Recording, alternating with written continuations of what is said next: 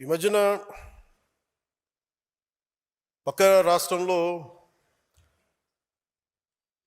అక్కడ ఒక పార్టీ పెట్టి విజయం సాధించి ముఖ్యమంత్రి అవ్వగానే మన ఆంధ్రప్రదేశ్లో చాలామంది మీరు కూడా అలా చేసి ఉండాల్సిందని చెప్పి నాకు తెగ మెసేజ్లు పంపిస్తూ ఉన్నారు.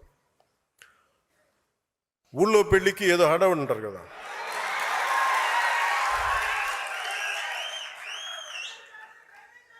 అంటే అంటే ఎలా ఉండదంటే మనకి సందులోనో ఒక పెళ్లి జరుగుతూ ఉంటే మన ఊళ్ళో చిన్నపిల్లలు పరిగెడుతూ ఉంటారు అటు ఇటు, వాళ్ళ ఇంట్లో పెళ్ళి అనుకున్నట్టుగా.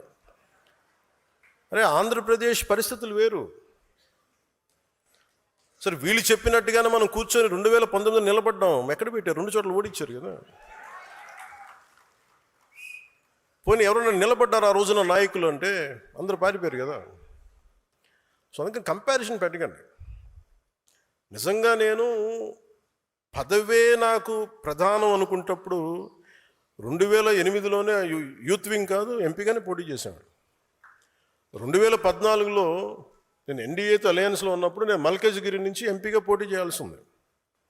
బట్ నేనేమనుకున్నానంటే, ఎందుకు చెప్తున్నాను ఇదంటే, నేను ఒక పార్టీని నడపాలి, ఇది సమాజంలో మార్పు పట్టుకు రావాలంటే నాకు తెలియాలి కదా కష్టం. ఒక కమ్యూనిస్ట్ నాయకులను చూస్తే కింద క్షేత్రస్థాయిలోకి వెళ్ళారు, నలిగారు, దెబ్బలు తిన్నారు. ఒక కాంశీరామ్ దెబ్బలు తిన్నాడు, నలిగారు. ఒక పార్టీని నడపడం ఏదో కూర్చోబెట్టి ఎదిగేయటం వచ్చేయటం పదవిలో కూర్చోవటం కాదు. ఎలా నడపగలవు?